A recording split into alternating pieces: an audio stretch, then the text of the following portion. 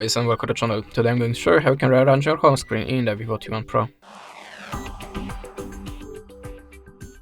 So if you want to open the home screen settings, just hold the finger on the empty place on your home screen, and how you can see there we have a settings. So the wallpaper it's simple, but I can show you that. If you want to change your wallpaper, just allow permissions, select on any wallpaper and tap on the apply. Now choose the place for it, like a home screen, and tada, we have a new wallpaper. Okay, next one, the UI color. This is colors of your system accents, like icon here. How you can see now it's blue.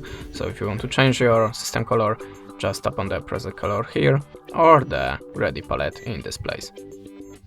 Just tap on it and the colors has been applied automatically. Now we have a green icons. This is how it works. Okay, the next one,